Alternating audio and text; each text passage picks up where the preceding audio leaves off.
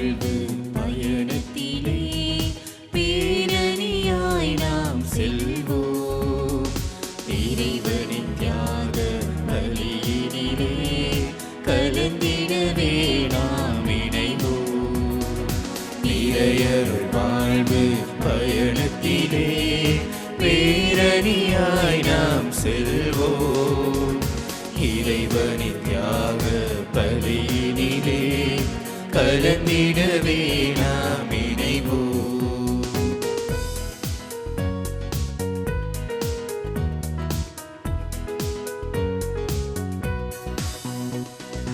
அவனிலே இறைவனுக்காய் அர்ப்பணம் செய்தவர் பேரு பெற்றோர் எனும் அருட்சான்று பகிர்ந்திடவே அன்பர்களே ஒன்று கூடிடுவோம். அவனீரே இறைவனுக்காய் அர்ப்பணம் செய்தவர் பேரு பெற்றோர் எனும் அருட்சான்று பகிர்ந்திடவே அன்பர்களே ஒன்று கூடிடுவோம். அன்பு உள்ளங்கள் நாம் இணைவோம். இன்ப வெள்ளத்தில் நனைந்திடுவோம். அன்பு உள்ளங்கள் நாம் இணைவோம். இன்ப வெள்ளத்தில் நனைந்திடுவோம். நிறையருள் வாழ்வு பயணத்திலே பேரணியாய் நாம் செல்வோம். இறைவனின் தியாக பலியினிலே கலந்திடவே நாம் இணைவோம். தந்தை மகன் தூயாவியாரின் பெயராலே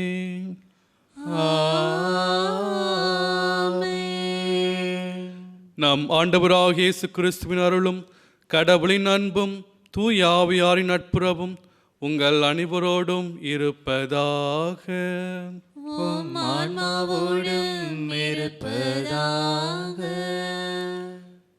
இயேசுவில் அன்புக்குரிய சகோதர சகோதரிகளே, இன்று நாம் ஆண்டின் பொதுக்காலம் 21ஆம் ஞாயிறு திருவழிபாட்டை சிறப்பிக்கின்றோம்.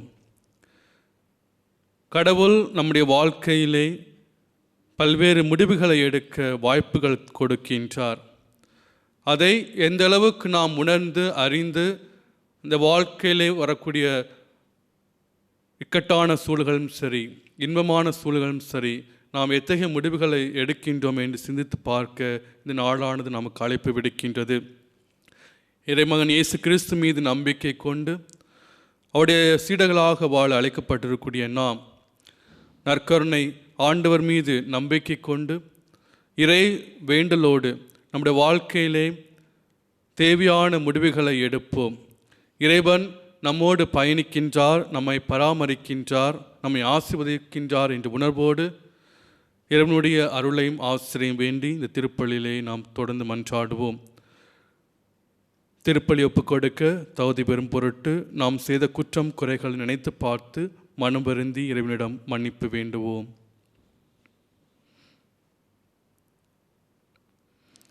எல்லாம் வல்ல இறைவனிடமும் சகோதர சகோதரிகளே உங்களிடமும் நான் பாவினை ஏற்றுக்கொள்கின்றேன்.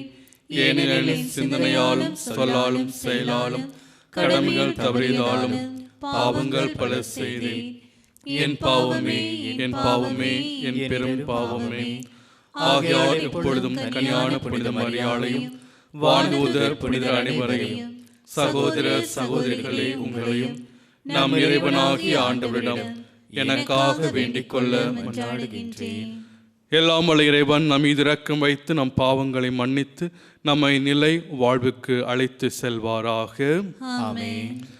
ஆண்டவரே இரக்கமாயிரும். ஆண்டவரே இரக்கமாயிரும். கிறிஸ்துவே இரக்கமாயிரும். கிறிஸ்துவே இரக்கமாயிரும். ஆண்டவரே இரக்கமாயிரும். ஆண்டவரே இரக்கமாயிரும். உன்னதங்களிலே கடவுளுக்கு மாட்சி உண்டாகுக. உலகினிலே நன்மனத்தோருக்கு அமைதியாகுக.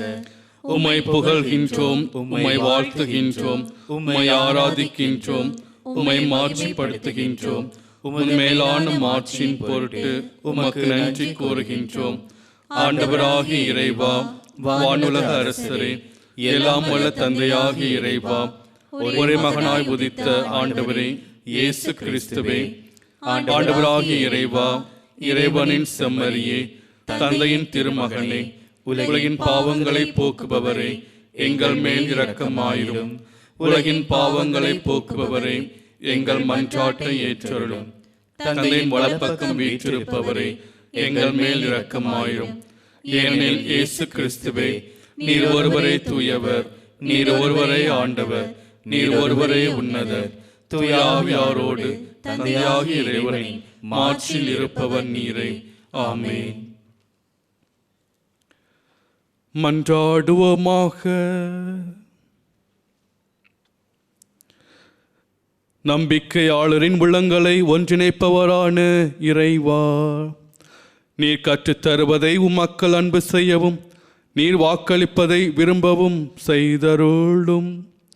அதனால் மாறிவரும் இவ்வுலகச் சூழலில் எங்கள் இதயங்கள் உண்மையான பேரின்ப உலகின் மீது என்றும் நாட்டம் கொள்ள செய்வீராக.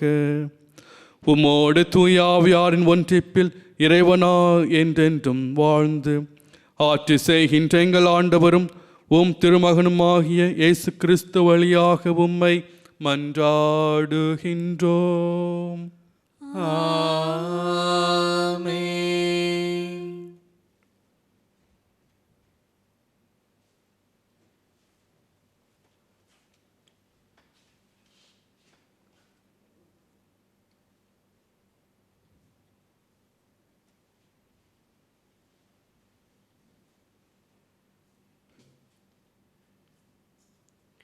யோசுவா நூலிலிருந்து வாசகம்.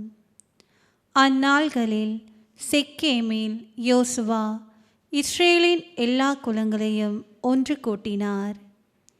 இஸ்ரேலின் முதியோர்களையும் தலைவர்களையும் நடுவர்களையும் அதிகாரிகளையும் அழைத்தார்.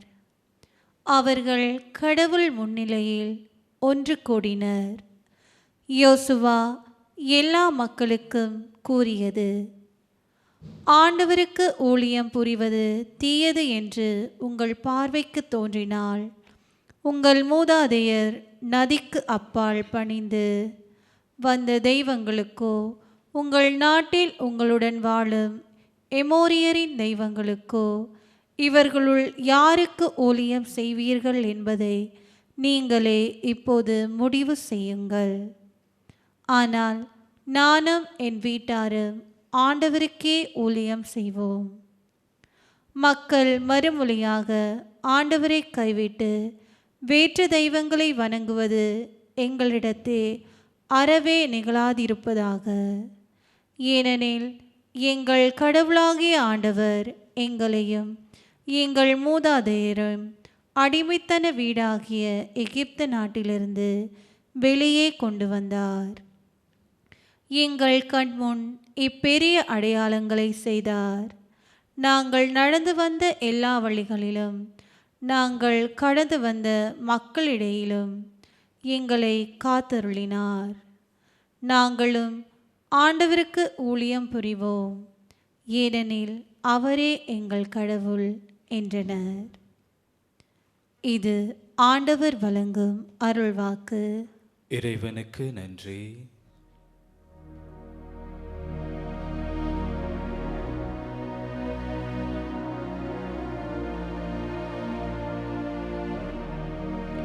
உங்கள் பதில்: ஆண்டவர் துணை இனியவர் என்று சுவைத்து பாருங்கள்.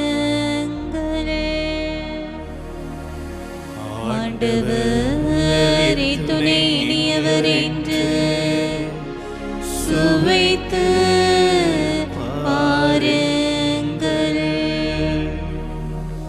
ஆண்டவரை நான் எக்காலமும் போற்றுவேன். அவரது புகழை பொழுதும் என் நாவில் உலேக்கும். நான் ஆண்டவரை பற்றி பெருமையாக பேசுவேன். எளியோர் இதை கேட்டு அக்களிப்ப. ஆண்டவர் துணை இனியவர் என்று சுவைத்து பாருங்கள்.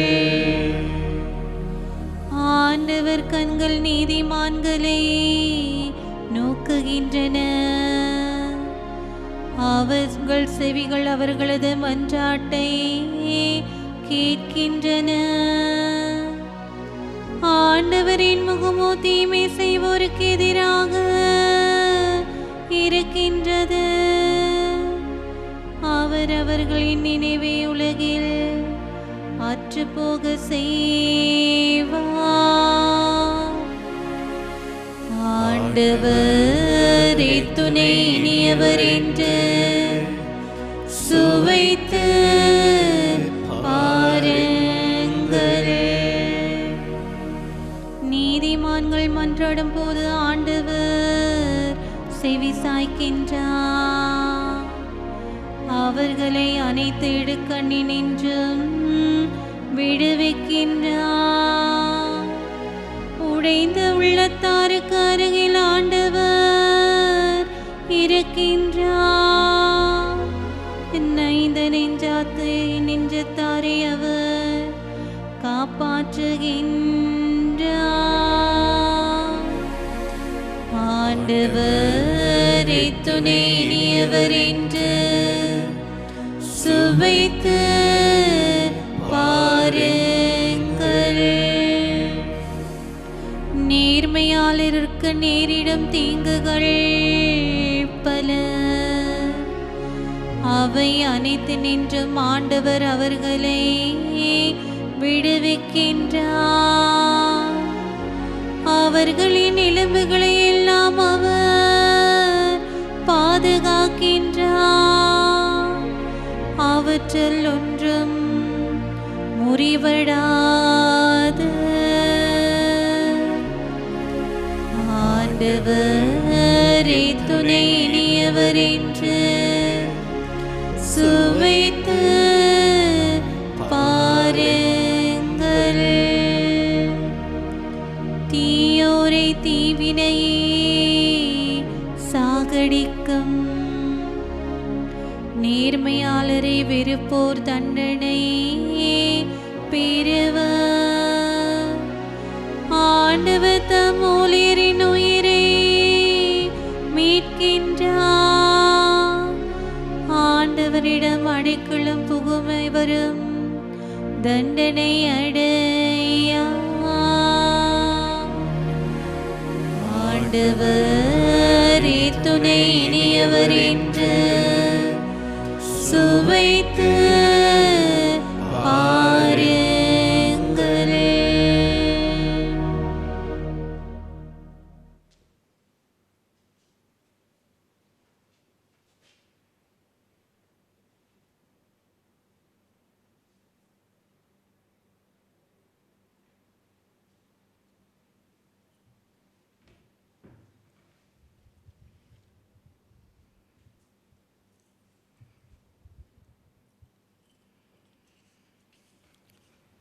திருமணத்தில் அடங்கியுள்ள மறைபொருள் பெரிது. இது திருச்சபைக்கும் கிறிஸ்துவுக்கும் பொருந்தும். திருத்தூதர் பவுல் எபிசேயருக்கு எழுதிய திருமுகத்திலிருந்து வாசகம். சகோதர சகோதரிகளே, கிறிஸ்துவுக்கு அஞ்சி ஒருவருக்கொருவர் பணிந்திருங்கள். திருமணமான பெண்களே, ஆண்டவருக்கு பணிந்திருப்பது போல உங்கள் கணவருக்கும் நீங்கள் பணிந்திருங்கள். ஏனெனில் கிறிஸ்து திருச்சபைக்கு தலையாயிருப்பது போல கணவர் மனைவிக்கு தலையாயிருக்கிறார். கிறிஸ்துவே திருச்சபையாகிய உடலின் மீட்பர்.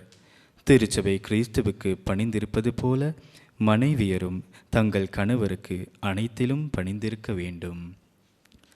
திருமணமான ஆண்களே, கிறிஸ்து திருச்சபை மீது அன்பு செலுத்தியது போல நீங்களும் உங்கள் மனைவியரிடம் அன்பு செலுத்துங்கள்.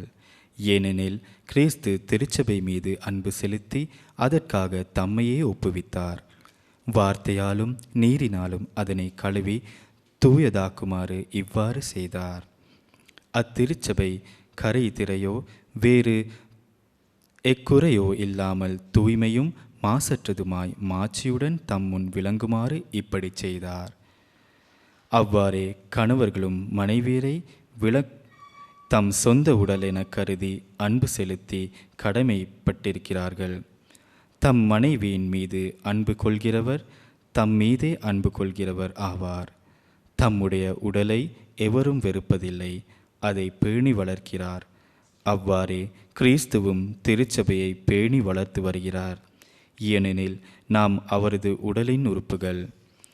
இதனால் கணவர் தம் தாய் தந்தையை விட்டுவிட்டு தம் மனைவியருடன் ஒன்றித்திருப்பார், இருவரும் ஒரே உடலாயிருப்பர் என மறைநூல் கூறுகிறது. இதில் அடங்கியுள்ள மறைப்பொருள் பெரிது. இது திருச்சபைக்கும் கிறிஸ்துவுக்கும் பொருந்துவதாக கொள்கிறேன். இது ஆண்டவர் வழங்கும் அருள்வாக்கு. இறைவனுக்கு நன்றி.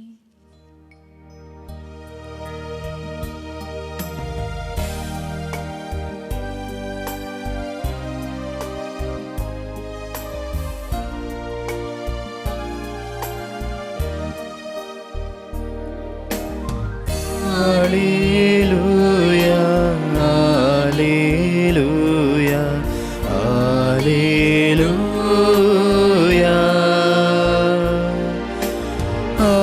Alleluia, Alleluia, Alleluia.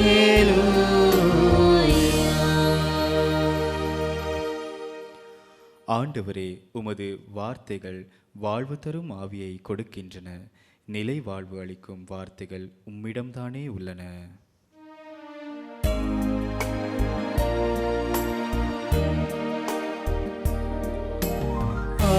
Alleluia, Alleluia, Alleluia, Alleluia,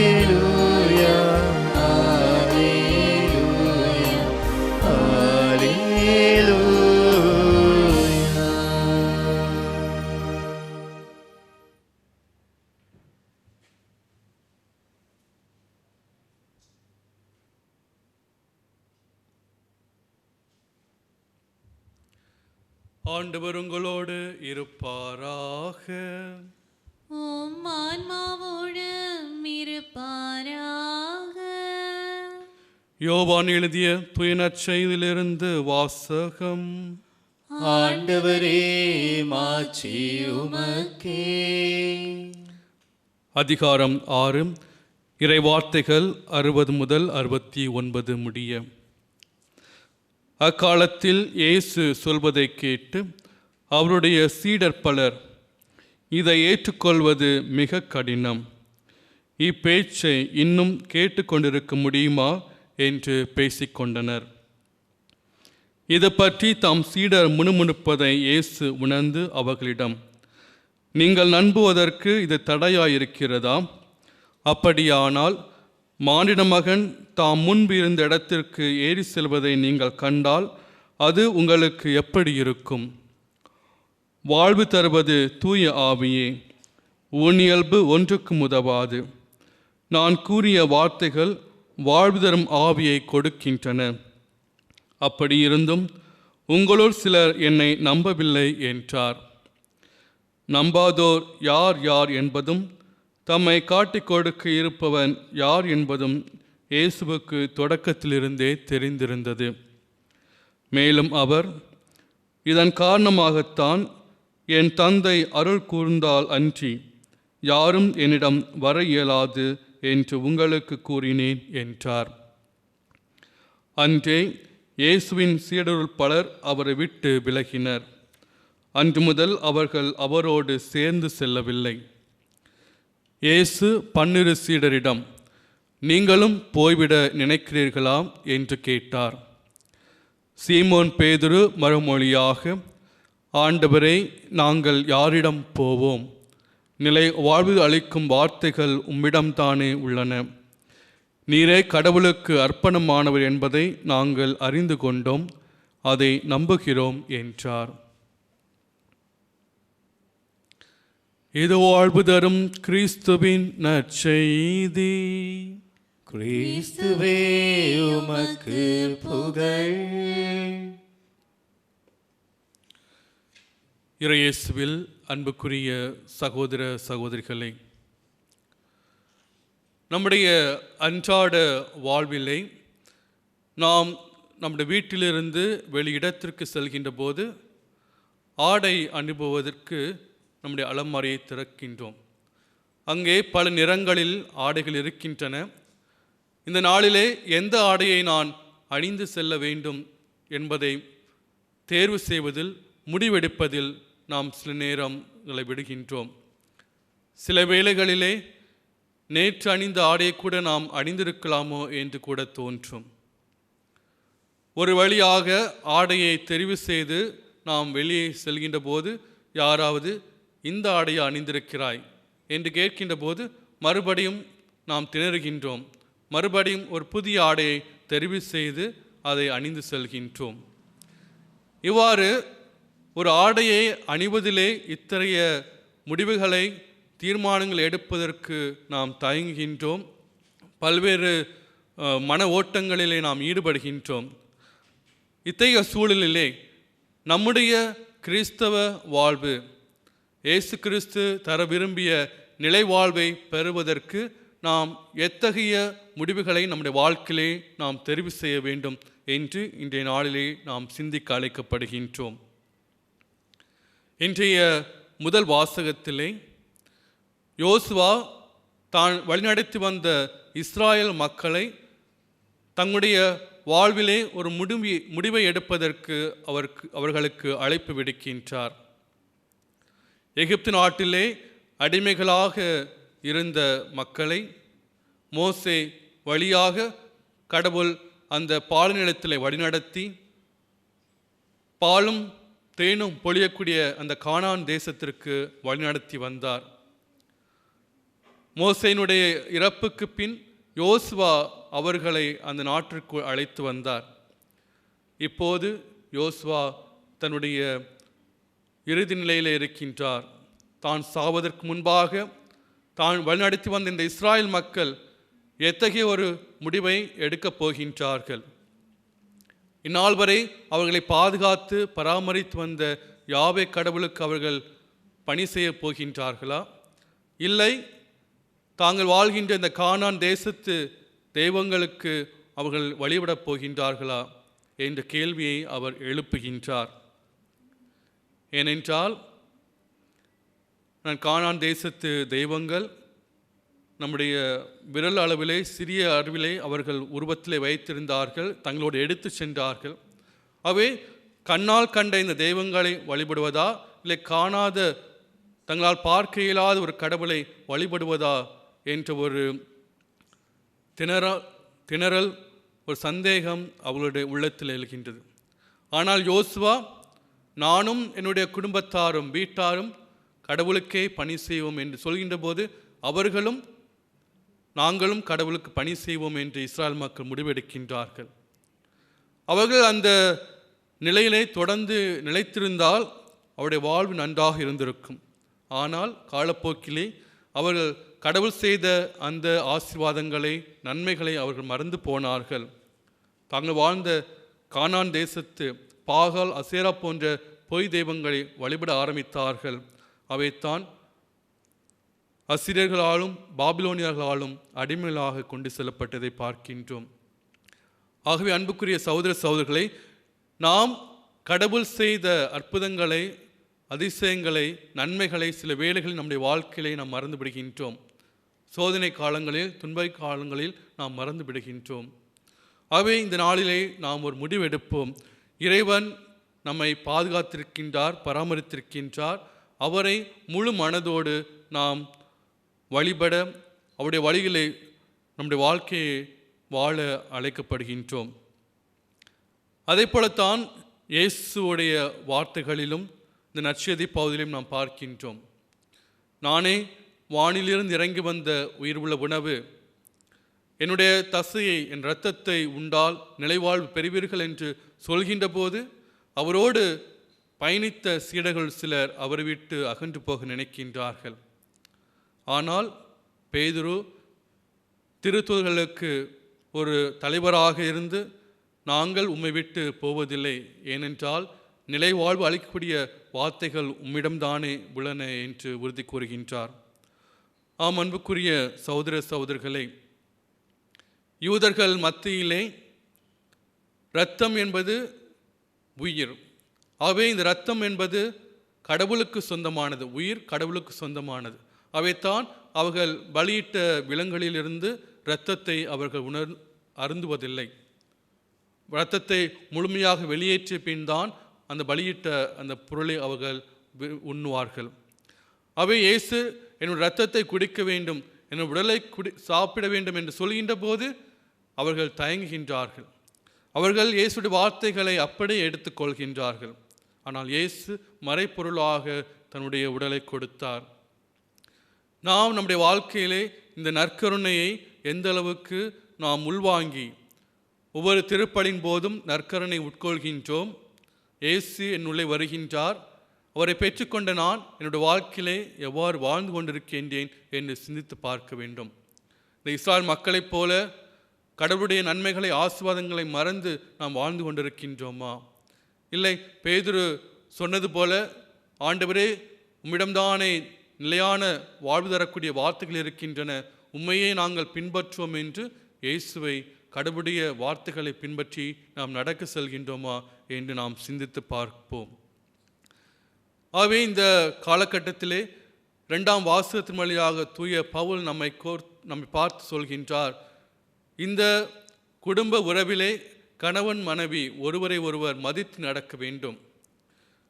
நாம் மேலோட்டமாக இந்த வார்த்தைகளை பார்க்கின்ற போது மனைவியானவள் கடவுனுக்கு பணிந்து நடக்க வேண்டும் என்று சொல்கின்ற போது நமக்கு சில நெருடர்களாக இருக்கலாம். இதை நாம் அந்த விவிலிய பின்னணியிலே நாம் பார்க்க வேண்டும், அந்த கலாச்சார பின்னணியிலே நாம் பார்க்க வேண்டும். ஏனென்றால் அந்த கிரேக்க கலாச்சாரத்திலே பெண் என்பவள் அந்த கணவனுக்கு ஒரு உடைமையாக, எவ்வாறு ஒருத்தருக்கு வீடு இருக்கின்றதோ, நிலபுலங்கள், அணிகலன்கள், ஆடு மாடுகள் போன்றவை இருக்கின்றன, அதே போல் அந்த மனைவி என்பவள் ஒரு பொருளாக கருதப்பட்டாள்.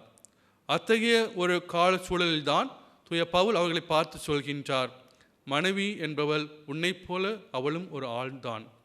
கடவுள் ஆணும் பெண்ணுமாக இந்த உலகை படைத்தார். அவளை சமமாக மதித்து அவளை அன்பு செய், அவளை ஒரு பெண்ணாக மதித்து ஒரு ஆளையாக நிறைத்து, அவள் ஒரு உடைமை அல்ல, மாறாக உன்னை போன்று ஒருவள், ஆகவே அவளை அன்பு செய் என்று சொல்கின்றார். அதே போல மனைவியை பார்த்து சொல்கின்ற போது, பணி நடக்க என்று சொல்கின்ற போது, உரிமையோடு கணவனுக்கு பணி செய், குடும்பத்தை வளர்த்தெடு, கிறிஸ்தவ வாழ்விலே வளர்த்தெடு என்று சொல்கின்றார். ஆகவே இந்த திருமண அந்த கணவன் மனைவி உறவு நிலைதான் இயேசு கிறிஸ்துவும் திருச்சபையும் அமைந்திருக்கின்றது. அவை இந்த திருச்சபையினுடைய உறுப்பினர்களாக இருக்கக்கூடிய நாம் எவ்வாறு ஒரு உடலிலே பல்வேறு உறுப்புகள் இருக்கின்றதோ அதே போலத்தான் நாம் திருச்சபையின் உறுப்பினர்களாக இருக்கின்றோம். இயேசு கிறிஸ்து என்னோடு இருக்கின்றார். அவை அவருடைய வார்த்தையின்படி வாழ நாம் அழைக்கப்பட்டிருக்கின்றோம். அவை இந்த நாளிலே நாம் நம்முடைய வாழ்க்கையை சிந்தித்து பார்ப்போம். இயேசு கிறிஸ்துவை மீட்பராக ஏற்றுக்கொண்ட நாம் என்ற வாழ்விலே அதை கடைபிடிக்கின்றோமா? இன்று நான் பிறப்பால் கிறிஸ்தவன் என்று சொல்லக்கூடிய பலரை விட மனமாற்றத்தால் கிறிஸ்துவை ஏற்றுக்கொண்டவர்கள், பிற மதங்களிலிருந்து இயேசு கிறிஸ்துவை விசுவசித்து ஏற்றுக்கொண்டு வாழக்கூடியவர்கள் நம்மை விட பிறப்பால் கிறிஸ்தவர்களாக இருப்பவர்களை விட மிக சிறப்பாக தங்கள் விசுவாசத்தை வெளிப்படுத்துவதை நான் அன்றாட வாழ்க்கையிலே நாம் பார்க்கின்றோம். அவை என்னுடைய வாழ்க்கையிலே எந்த அளவுக்கு நான் இயேசு கிறிஸ்து மீது கொண்டிருக்கூடிய விசுவாசத்திலே நான் நிலைத்திருக்கின்றேன். என்னுடைய வாழ்க்கையிலே சில வேளைகளில் துன்பங்கள் சோதனைகள் வருகின்ற போது நான் கடவுளை மறந்து வாழ்கின்றேனா என்று சிந்தித்து பார்க்க வேண்டும். ஏன் நம்முடைய வாழ்க்கையிலே ஒரு தீர்க்கமான முடிவெடுப்பதற்கு நாம் தயங்குகின்றோம்?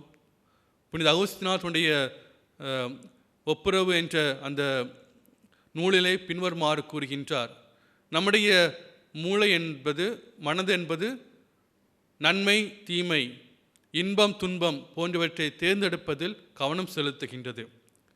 கடவுளை பின்பற்றி வாழ வேண்டும் என்பது நன்மை. ஆனால் அதை பின்பற்றி வாழ்வதில் பல்வேறு தடைகள் வருகின்றன, சில வேளைகள் துன்பங்கள் வருகின்றன என்று நாம் தயங்குகின்றோம். அவை என்னுடைய உள்ளமானது இன்பத்தை நாடுகின்றது. அந்த இன்பத்தை நாடுவதற்கு துன்பத்தை தவிர்க்க வேண்டும் என்று நினைக்கின்றது. அவர் இயேசு கிறிஸ்துவை பின்பற்றுகின்ற போது, கிறிஸ்துவ வாழ்கின்ற போது எனக்கு சில வேளைகளில் துன்பமாக தோன்றுகின்றது. ஆகவே அதை நான் தவிர்க்கின்றேன், துன்பத்தை தவிர்க்கின்றேன். இன்பமான எனக்கு மனதுக்கு இன்பத்தை தரக்கூடிய கேளிக்கைகளிலும் செயல்பாடுகளிலும் நான் ஈடுபடுகின்றேன். ஆகவே இந்த நாளிலே இயேசு கிறிஸ்து நம்மை பார்த்து அழைக்கின்றார். ஆகவே நாமும் பேதுருவைப் போல நம்முடைய வாழ்க்கையிலே ஒரு தீர்க்கமான முடிவெடுப்போம். நான் இயேசு கிறிஸ்துவை பின்பற்றி வாழ அழைக்கப்பட்டிருக்கின்றேன். என்னுடைய துன்ப காலத்திலும் இறைவன் என்னோடு உடனிருப்பார் என்ற உணர்வோடு இயேசு கிறிஸ்துவனுடைய வார்த்தைகளை வாழ்வாக்க தொடர்ந்து இந்த திருப்பலிலே நாம் மன்றாடுவோம். ஆமீன்.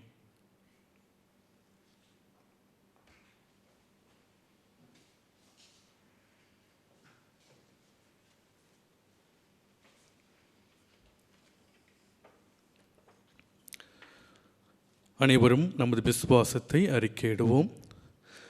ஒரே கடவுளை நம்புகின்றேன். விண்ணகமும் மண்ணகமும் காண்பவை காணாதவை யாவும் படைத்த எல்லாம் வல்ல தந்தை அவரே, கடவுளின் ஒரே மகனாய் உதித்த ஒரே ஆண்டவர் இயேசு கிறிஸ்துவை நம்புகின்றேன். இவர் காலங்களுக்கெல்லாம் முன்பே தந்தையிடமிருந்து பிறந்தார். கடவுளினின்று கடவுளாக, ஒளியினின்று ஒளியாக, உண்மை கடவுளினின்று உண்மை கடவுளாக உதித்தவர். இவர் உதித்தவர் உண்டாக்கப்பட்டவர் அல்ல, தந்தையோடு ஒரே பொருளானவர். இவர் வழியாகவே யாவும் படைக்கப்பட்டன. மனிதர் நமக்காகவும் நம் மீட்புக்காகவும் விண்ணகமிருந்து இறங்கினார்.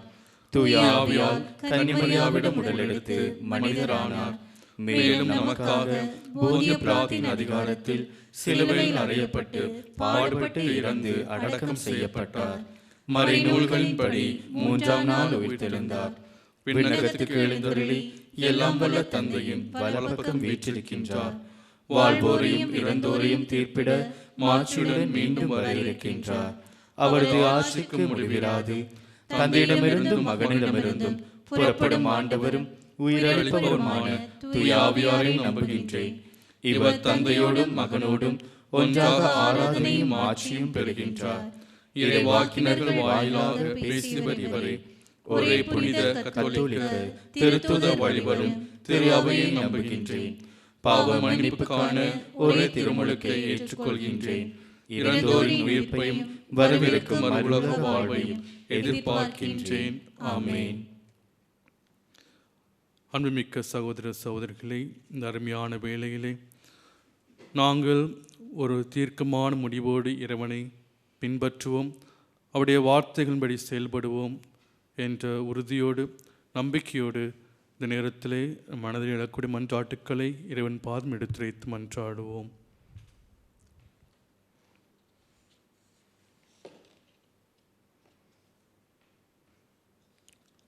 வார்த்தை வடிவத்தில் எம்மோடு வழிநடக்கும் இறைவா, வார்த்தையான உம்மை மகிமைப்படுத்த உழைக்கும் திருத்தந்தை, ஆயர்கள், குருக்கள், துறவியர் தகுந்த தயாரிப்புடன் திரும்ப திரும்ப ஆற்றும் மறைவுரை வார்த்தைகளால் மக்களின் வளமிகு வாழ்வுக்கு வழிகாட்டிட அருள் பொழிய வேண்டுமென்று இறைவா உம்மை மன்றாடுகிறோம். எல்லாம் வல்ல இறைவா, எங்கள் மன்றாட்டை கேட்டருளும். வாழ்வு தரும் வார்த்தையை எமக்கு தருகின்ற இறைவா, மக்களின் வாழ்க்கையை வளமாக்கும் வார்த்தைகளை பயன்படுத்த நாட்டு தலைவர்களுக்கு அருள் பொழிய வேண்டுமென்று இறைவா உம்மை மன்றாடுகின்றோம். எல்லாம் வல்ல இறைவா, எங்கள் மன்றாட்டை கேட்டருளும். அன்பும் அக்கறையும் மிகுந்த இனிய வார்த்தைகளால் எம்மை நேசிக்கும் இறைவா, காயப்பட்ட வார்த்தைகளால் கனத்த இதயத்தோடு வந்திருக்கின்ற இறைமக்கள் எல்லோரின் இதய குமுறலை நீக்கி ஆறுதல் வார்த்தைகளையும் அன்பு வார்த்தைகளையும் சந்தித்து அமைதியான வாழ்க்கை வாழ அருள் பொழிய வேண்டுமென்று இறைவா உம்மை மன்றாடுகிறோம். எல்லாம் வல்ல இறைவா, எங்கள் மன்றாட்டை கேட்டருளும். அன்பின் தந்தையே இறைவா, வேபம் தொலைக்காட்சிக்கு பல்வேறு விதங்களில் உதவிய அனைவரையும் ஆசீர்வதித்தருளும். விசேட விதமாக இன்றைய நாளில் திருப்பலியில் நேரடியாக கலந்து கொள்ள முடியாமல் பல்வேறு நோய்களாலும் இன்னல்களாலும் அவதிப்படுகின்றவர்களையும் வீடுகளில் இருந்து இத்திருப்பலியில் கலந்து கொண்டவர்களையும் ஆசீர்வதித்து சுகம் தர வேண்டுமென்று இறைவா உம்மை மன்றாடுகின்றோம். எல்லாம் வல்ல இறைவா, எங்கள் மன்றாட்டை கேட்டருளும். சிறிது நேரம் மௌனமாக நமது தனிப்பட்ட மன்றாட்டுக்களை இவன் பாதம் எடுத்துரைத்து மன்றாடுவோம்.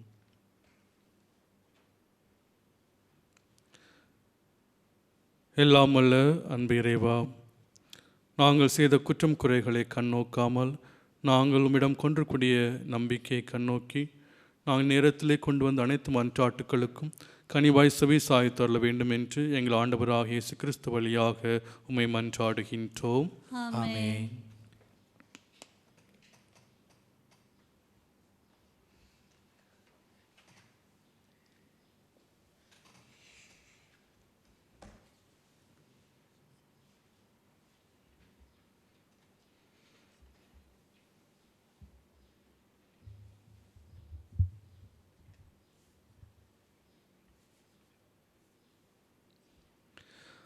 ஆண்டவரே, அனைத்துலகின் இறைவா, நீர் வாழ்த்து பெறுவீராக.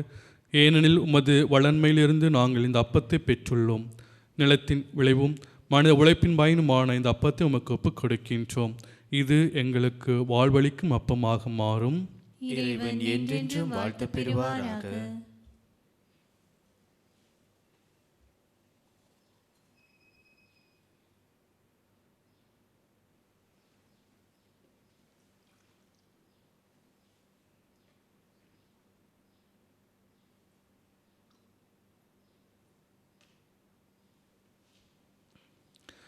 ஆண்டவரே, அனைத்துலகின் இறைவா, நீர் வாழ்த்த பெறுவீராக.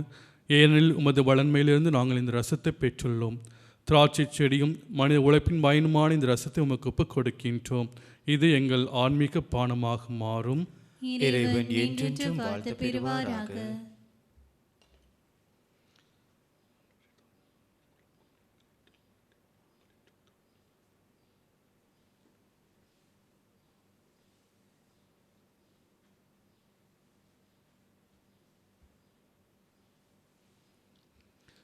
சகோதர சகோதரிகளே, என்னுடையதும் உங்களதுமான இப்பலி எல்லாம் வல்ல தந்தையாக இறைவனுக்கு ஏற்றதாகும்படி மன்றாடுங்கள்.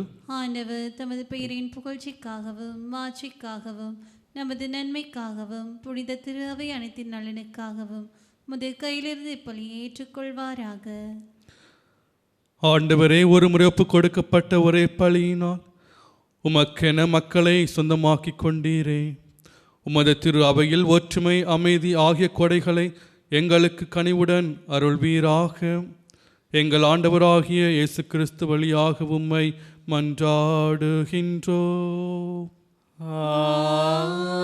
ஆமென். ஆண்டவர் உங்களோடு இருப்பாராக. உம் ஆன்மாவோடும் இருப்பாராக.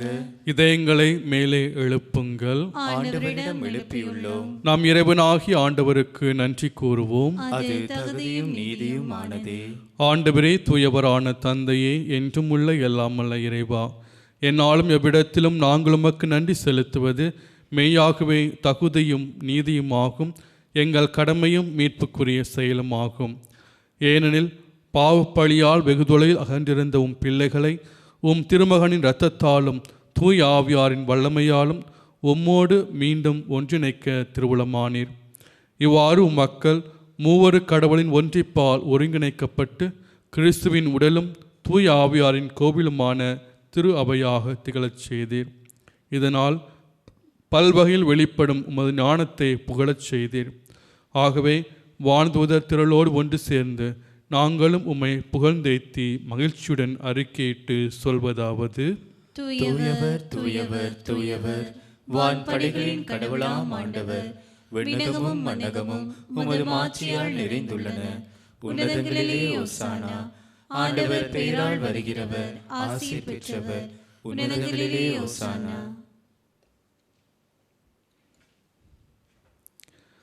ஆண்டவரே, நீர் மெய்யாகவே தூயவர், தூய்மை அனைத்துக்கும் ஊற்று. ஆகவே உம்முடைய ஆவியை பொழிந்திய காணிக்கைகளை தூய்மைப்படுத்த உம்மை வேண்டுகின்றோம். இவ்வாறு எங்கள் ஆண்டவர் இயேசு கிறிஸ்துவின் உடலும் இரத்தமுமாக எங்களுக்கு இவை மாறுவனவாக. அவர் பாடுபட உளம் கனிந்து தம்மை கையளித்த போது அப்பத்தை எடுத்து நன்றி செலுத்தி அதை பிட்டு தம் சீடர்களுக்கு அளித்து கூறியதாவது: அனைவரும் இதிலிருந்து பெற்று உண்ணுங்கள்.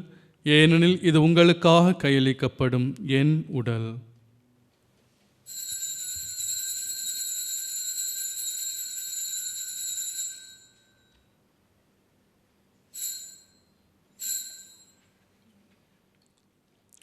அவ்வண்ணமே இரவிருந்தை அருந்திய பின் கிண்ணத்தையும் எடுத்து மீண்டும் உமக்கு நன்றி கூறி தாம் சீடர்களுக்கு அளித்து அவர் கூறியதாவது: அனைவரும் இதிலிருந்து பெற்று பருகுங்கள், ஏனெனில் இது புதிய நிலையான உடன்படிக்கைக்குரிய என் இரத்தத்தின் கிண்ணம். இது பாவ மன்னிப்புக்கென்று உங்களுக்காகவும் பலருக்காகவும் சிந்தப்படும். இதை என் நினைவாக செய்யுங்கள்.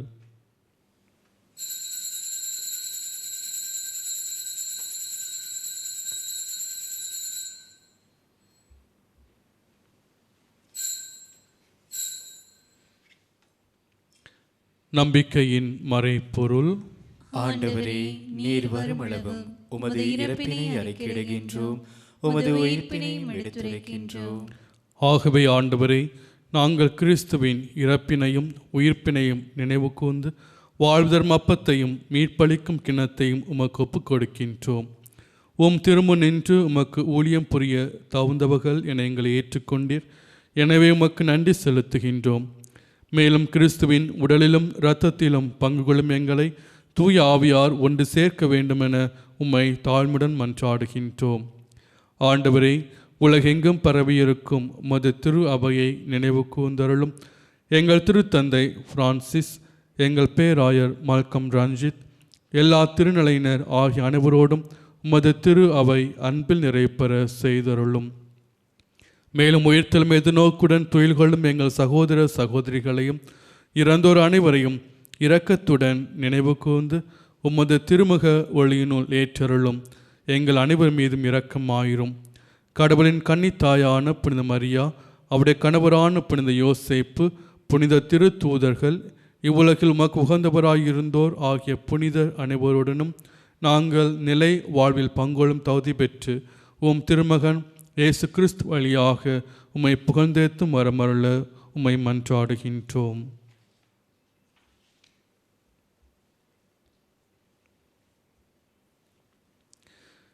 இவர் வழியாக இவரோடு இவரில் எல்லாம் வல்ல இறைவனாகிய தந்தையே, தூய ஆவியாரின் ஒன்றிப்பில் எல்லா புகழும் மாட்சியும் என்றென்றும் உமக்கு உரியதே.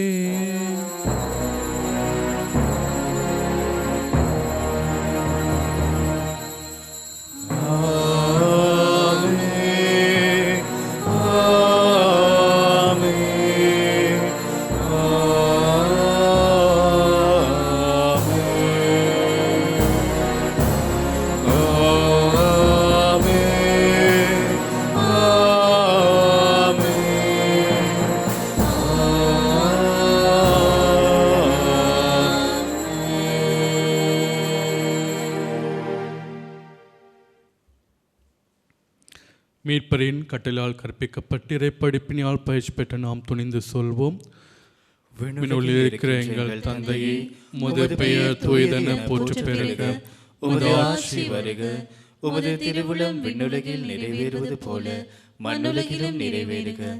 எங்கள் அன்றாட உணவை இன்று எங்களுக்கு தாரும்.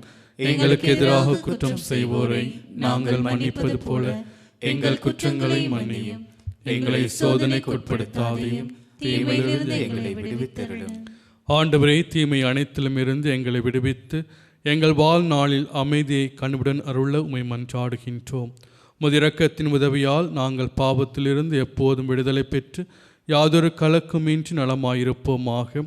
நாங்கள் எதிர்நோக்கி இருக்கும் பேர்பத்துக்காகவும் எம் மீட்பராகிய இயேசு கிறிஸ்துவின் வருகைக்காகவும் காத்திருக்கின்றோம்.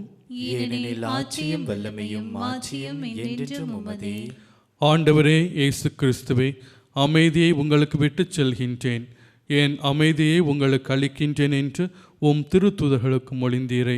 எங்கள் பாவங்களை பாராமல் உமது திரு அவையின் நம்பிக்கையை கண்ணோக்கி உமது திருவுளத்துக்கு ஏற்ப அதற்கு அமைதியையும் ஒற்றுமையையும் அளித்தொள்வீராக. என்றென்றும் வாழ்ந்து ஆட்சி செய்கின்றவர் நீரே. ஆமென். ஆண்டவருடைய அமைதி உங்களோடு என்றும் இருப்பதாக. உம் ஆன்மாவோடும் இருப்பதாக. ஒருவருக்கொருவர் அமைதியை பகிர்ந்து கொள்வோம்.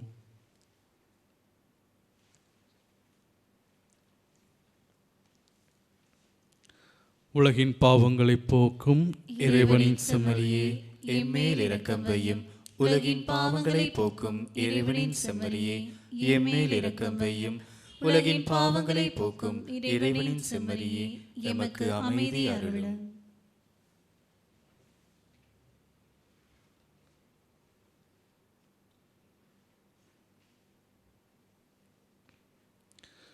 இதோ இறைவன் செம்மறி, இதோ உலகின் பாவங்களை போக்குகின்றவர். இச்செம்மறின் விருந்துக்கு அழைக்க பெற்றோர் பேறு பெற்றோர். ஆண்டவரே, நீர் என் இல்லத்தில் எழுந்தருள நான் தகுதியற்றவன். ஆனால் ஒரு வார்த்தை மட்டும் சொல்லியருளும், எனது ஆன்மா நலமடையும்.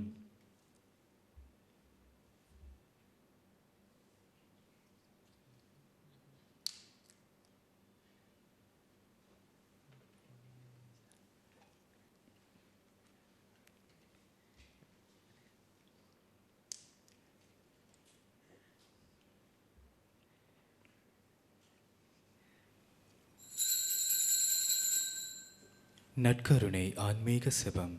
நற்கருணையில் உயிருடலாக வீற்றிருக்கும் ஆண்டவராகிய இயேசுவே, இத்தருணத்தில் அருட்சாதன வடிவில் உம்மை பெற்றுக்கொள்ள இயலாததால் நான் உம்மை ஆன்மீக ரீதியில் பெற்றுக்கொள்ள மிகுந்த ஆசையாயிருக்கின்றேன். ஆண்டவராகிய இயேசுவே, என் இதயத்தில் எழுந்தருளி வாரும். ஆமேன்.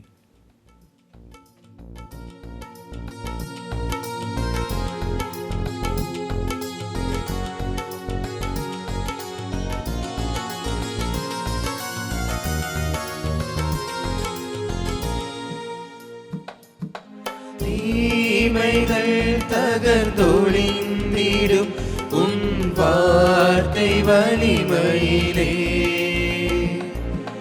பகைமையும் சுயநலன்களும் இங்கு வீழ்ந்து ஒழிந்திடுமே.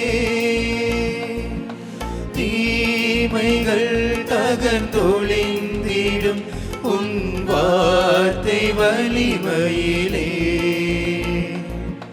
பகைமையும் சுயநலன்களும் இங்கு வீழ்ந்து ஒழிந்திடுமே. நீதியும் அன்பு நேர்மையும் பொங்கி நிறைந்திடுமே. இயேசுவே என் தெய்வமே, உன் வார்த்தை ஒழிந்திடுமே. இயேசுவே உந்தன் வார்த்தையால் வாழ்வு வளம் பெறுமே. நாடுமே அன்பு பாதையில் கால்கள் நடந்திடுமே. தேவனே உந்தன் பார்வையால் என் உள்ளம் மலர்ந்திடுமே. இயேசுவே என் தெய்வமே, உன் வார்த்தை ஒளிந்திடுமே. மன்றாடுவோமாக. ஆண்டவரே, உமது இரக்கத்தின் விருந்து எங்களுக்கு முழுமையான நலம் தரும் மருந்தாய் செயல்பட உம்மை வேண்டுகின்றோம். அதனால் நாங்கள் உமது இரக்கத்தில் முழுமையாக நிலை பெற்றிருந்து அனைத்திலும் உமக்கு உகந்தவளாக இருக்க தகுதி பெறுவோமாக. எங்கள் ஆண்டவராகிய இயேசு கிறிஸ்து வழியாக உம்மை மன்றாடுகின்றோம். இந்த திருப்பலியை ஒளிபரப்பு செய்வதற்கு தங்களுடைய காணிக்கைகளாலும் ஜெபத்தினாலும் உதவி செய்த அனைத்து குடும்பங்களுக்கும் இறை ஆசி நிறைவாக கிடைப்பதாக. அத்தோடு வீடுகளிலிருந்து நேரடியாக இந்த திருப்பலியோடு இணைந்து கொண்ட உங்கள் ஒவ்வொரு குடும்பங்களையும் ஆண்டவர் தாமே நிறைவாய் ஆசீர்வதிப்பாராக. ஆண்டவர் உங்களோடு இருப்பாராக.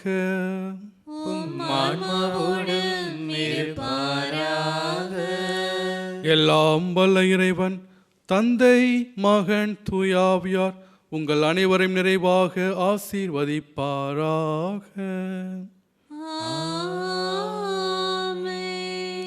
சென்று வாருங்கள், திருப்பலி நிறைவேறிற்று. இறைவனுக்கு நன்றி.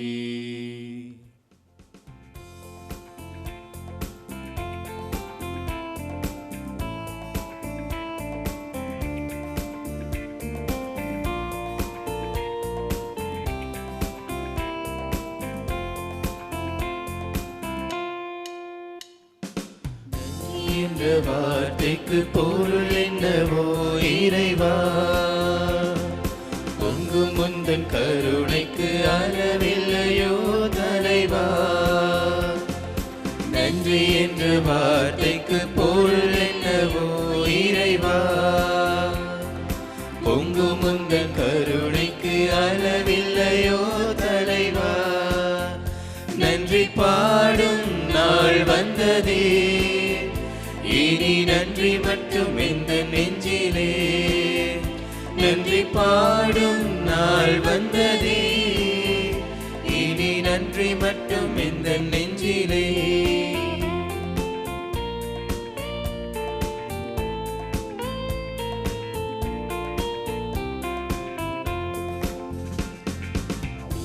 எல்லா சிறு பொழுதும் வீணானதே, நீ வந்ததால் என் உள்ளம் மகிழ்வானதே. நீ எல்லா சிறு பொழுதும் வீணானதே, நீ வந்ததால் என் உள்ளம் மகிழ்வானதே.